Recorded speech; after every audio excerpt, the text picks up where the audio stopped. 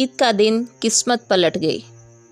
رات کا اندھیرا، ایک معصوم جان کا قتل۔ رات کا سناٹا گہرا تھا، ہوائیں یوں سرگوشیاں کر رہی تھی جیسے کوئی راز افشاں ہونے کو ہو۔ چاند آسمان پر دم بخود کھڑا تھا، جیسے زمین پر ہونے والی اس ناپاک سازش کا گواہ بننے کے لیے مجبور ہو۔ مگر زاہد کے دل میں کوئی ہلچل نہیں تھی، اس کا ضمیر تو کب کا مر چکا تھا۔ یہ میری زندگی پر لعنت بن کر آئی ہے، آج ہوئی بیٹی، یہ بھی کوئی نصیب ہے، زاہد نے اپنی اندرونی جھنجھلاہٹ کو دباتے ہوئے سوچا۔ اس کی بیوی فرش پر بیٹھی زاروں کی طرح رو رہی تھی، مگر زاہد کے چہرے پر بے رحمی کی چادر تنی ہوئی تھی۔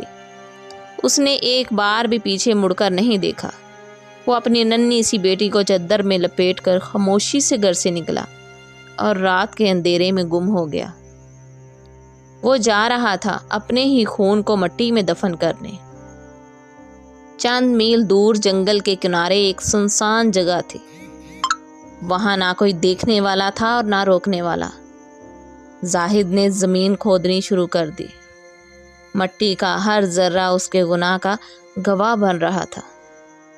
ننھی بچی بے خبر تھی، وہ ابھی دنیا کے دکھوں سے ناآشنا تھی، بس وہی ماں کی گوشت کے لمس کو پہچانتی تھی۔ وہ ننھی جان معصومیت سے اپنے ہاتھ ہلا رہی تھی، جیسے کسی سے رحم کی بھیک مانگ رہی ہو، مگر زاہد کی آنکھوں میں نفرت کی پٹی بندھی ہوئی تھی۔ اس نے بچی کے منہ پر مٹی ڈالنا شروع کر دی،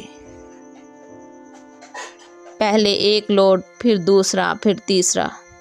ننھی جان آہستہ آہستہ مٹی میں دبنے لگی، اس کے ہونٹ تھر تھرا رہے تھے جیسے وہ کسی کو زاروں کی طرح آواز دے رہی ہو، کسی کو مدد کے لیے پکار رہی ہو، مگر وہاں پہ کوئی نہیں تھا جو اس کی مدد کر سکتا۔ اور پھر مکمل خاموشی چھا گئی۔ زاہد نے ایک گہرا سانس لیا، اس کی سانس تیز چل رہی تھی، جیسے کوئی بہت بڑا بوجھ اپنے کندھوں سے اتار چکا ہو۔ اس نے جلدی سے گڑا برابر کیا اور وہاں سے پلٹ گیا، مگر وہ نہیں جانتا تھا کہ اس کا ظلم رائیگاں نہیں جائے گا۔ قدرت کا جو فیصلہ ہو وہ اللہ ہی جانتا ہے۔ زاہد کے جانے کے کچھ دیر بعد چاند کی مدھم روشنی میں ایک شخص وہاں سے گزرا۔ اس کا نام رحمت علی تھا۔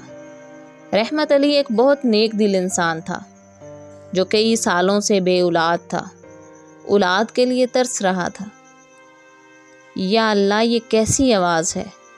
کوئی بچہ رو رہا ہے، وہ حیران ہو کر بولا۔ اس نے جب زمین پر غور کیا، جیسے ہی اس نے مٹی کو کھودنا شروع کیا، ایک حیرت انگیز منظر اس کے سامنے آیا۔ ننھی بچی ابھی زندہ تھی۔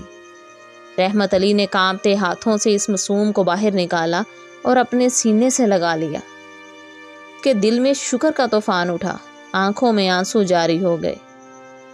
اللہ نے مجھے باپ بننے کا موقع دے دیا، میں اس بچی کو اپنی جان سے زیادہ پیار دوں گا۔ رحمت علی نے اس بچی کا نام یامین رکھا۔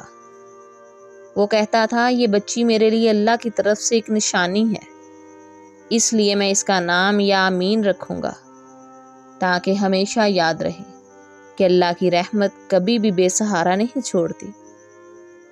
اور یوں جیسے ہی اس کے باپ نے اسے مسترد کر دیا، اسے ایک غیر کا بے پناہ پیار نصیب ہو گیا۔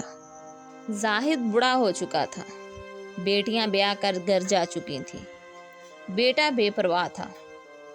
ابا، میرے پاس تمہارے لیے وقت نہیں ہے، بیٹے نے لاپرواہی سے کہا۔ زاہد بیمار پڑ گیا، ایک ایسا مرض لاحق ہو گیا جس کا ڈاکٹر بھی نہیں علاج کر سکتے تھے۔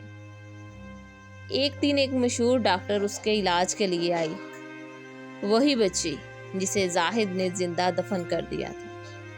جیسے ہی لڑکی نے زاہد کا علاج کیا، اس نے پوچھا، بیٹی، تم تو بہت ذہین ہو، جو علاج بڑے بڑے ڈاکٹر نہیں کر سکے وہ تم نے کر دیا، تم کون ہو؟ ڈاکٹر نے بولا، میں یامین ہوں۔ پیچھے کھڑے والدین کی طرف اس نے اشارہ کرتے ہوئے کہا، میں ان کی بیٹی ہوں۔ یہ کہہ کر وہ بچی وہاں سے چلی گئی۔ زاہد نے رحمت علی سے کہا، آپ کی بیٹی بہت ذہین ہے، اور بہت اچھی ہے، آپ بہت خوش نصیب ہیں۔ رحمت علی نے کہا، یہ بچی ہم نے ایک سنسان جنگل سے اٹھائی تھی، جس کا باپ اس کو زندہ دفن کر کے چلا گیا تھا۔ زاہد کا تو دل ہل گیا، ہاتھ کانپنے لگے، آنکھیں حیرت سے پھیل گئیں۔